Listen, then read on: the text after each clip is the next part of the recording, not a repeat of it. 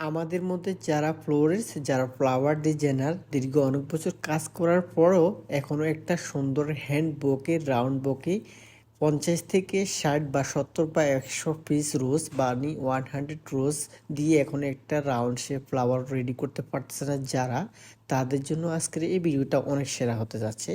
তো আমি আপনাদেরকে আজকে যে কথাগুলো বলতে চাচ্ছি, আমি 5 ফ্লোরিস্ট দেখেছি যারা ফ্লাওয়ার্স ডিজাইনার, তারা কি করে আরাবিয়ান দেশে বা বাংলাদেশে বা পৃথিবীর যে কোনো প্রান্তে থাকুক না কেন, তারা দেখা যায় 5টা 10টা বেশি বেশি 20টা গোলাপ দিয়ে একটা হ্যান্ড বকে রেডি করে।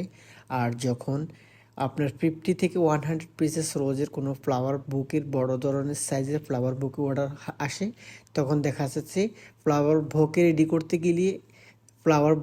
করতে গিয়ে অনেক কষ্ট করতে হচ্ছে। ইভেন সেই রাউন্ড শেপটা কীভাবে হবে, ফ্লাওয়ার্সটা কোন জায়গায় বসলে এবং ফ্লাওয়ার্সের স্টিকটা কোন জায়গায় বসলে ফ্লাওয়ার ভোগেটা রাউন্ড শেপ ভালো হবে, সেটা এখনও জানে না। তবে আমার আজকের এই ভিডিওটা আপনাদের জন্য সেরা, যারা ফ্লাওয়ার্স ডিপার্টের কাজগুলো শিখতে চান এবং ফ্লাওয়ার সম্পর্কে সুন্দর সুন্দর টিপস নিতে চান। তবে অবশ্যই যারা এখন পর্যন্ত আমার চ্যানেলটিকে সাবস্ক্রাইব করেনি, আমার চ্যানেলটিকে সাবস্ক্রাইব করে পাশে থাকবেন। আর অবশ্যই আমার এই ইউটিউব চ্যানেলের মাধ্যমে আমি আপনাদেরকে অনেক সুন্দর সুন্দর টিপস দিতে যাব। তাহলে আসি আমরা মূল কথায়। আপনারা যারা ফ্লোরিস্ট, বিশেষ করে অনেক বছর ধরে কাজ করতেছেন, একটা ফ্লাওয়ার বোকে রাউন্ড শেপ করতে পারতেছেন না, তাদের জন্য আজকের এই ভিডিওটা।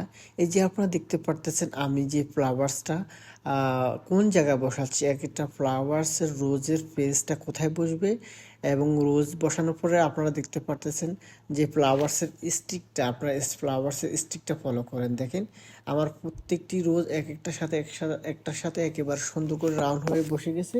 তবে আমি আপনাদেরকে স্টিকটা দেখাচ্ছি। আপনার নিচের যদি ফ্লাওয়ার্সের যদি স্টিকটা যদি পারফেক্টলি রাউন্ড না হয়, তখন দেখা যাচ্ছে এই যে আপনারা দেখতেছেন আমার ভিতরের যে আমি হাত দিয়ে ধরলাম, এখানে অনেক সুন্দর অনেক কিউট লাগতেছে। আর বাইরের দিক দিয়ে স্টিকগুলা উপরে যেমন ফ্লাওয়ার্সটা একটার উপরে একটা বসে গেছে, নিচে সেম ফ্লাওয়ার্স স্টিকগুলো সেম এভাবে রাউন্ড হতে হবে, এবং রাউন্ড হলে আপনার ফ্লাওয়ার রাউন্ড শেপটা পারফেক্ট অনেক সুন্দর হবে। এই যে আপনারা দেখতেছেন আমি স্টিকগুলো কেটে নিলাম, অনেক সুন্দর লাগতেছে। দেখতেছেন একটা ফ্লাওয়ার্সের স্টিক এর সাথে আরেকটা ফ্লাওয়ার্সের স্টিক বসে আছে, মানে একটার সাথে পাশাপাশি হয়ে আছে। আসলে মূলত যারা প্রফেশনাল ফ্লোরিস্ট হতে চান, ফ্লাওয়ার্সের কাজ জানতে চান, আমার চ্যানেলটাকে অবশ্যই আপনারা সাবস্ক্রাইব করে পাশে থাকবেন। আমি আপনাদের জন্য অনেক সুন্দর সুন্দর নিত্য নতুন ভিডিও নিয়ে আপনাদের সামনে হাজির হব। এখন আপনারা দেখতে পারতেছেন আমি একটা ফ্লাওয়ার্সের যে র্যাপিং পেপারটা করতেছি। আসলে বড় ধরনের ফ্লাওয়ার বকের সাইজগুলো রেডি করতে গেলে একটু প্রথম সামথিং একটু ডিফিকাল্ট মনে হবে আপনার কাছে। আপনি যখন কাজ করতে থাকবেন তখন আসলে একসময় দেখা যায় সবগুলা ঠিকঠাক মতো হয়ে যাচ্ছে আর কি। এই যে আমি র্যাপিং পেপারগুলোকে ভাঁজ করে নিলাম, মানে হোল্ডিং করলাম, এই যে দেখতেছেন। তো প্রিয় দর্শক, আজকের এই ফ্লাওয়ার বকেটি হচ্ছে 70 পিসেস রোজ দিয়ে 70টা গোলাপ দিয়ে আমি আজকে এই ফ্লাওয়ার বকেটা রেডি করতেছি। তবে আপনারা দেখতেছেন হয়তো ভিডিওর মধ্যে বা পিকচারের মধ্যে দেখতে একটু ছোট দেখা যাচ্ছে, বাট এটা বাস্তবে যদি আপনি সরাসরি দেখতেন তাহলে এই ফ্লাওয়ার বকেটা অনেক বড়। 70 পিসেস রোজ দিয়ে দেখতেছেন, এই যে ইয়েলো এবং হোয়াইট পার্পল দিয়ে আজকের এই ফ্লাওয়ার বকটা রেডি করা। দেখতেছেন কত সুন্দর, কিউট এবং ভালো লাগার মতো।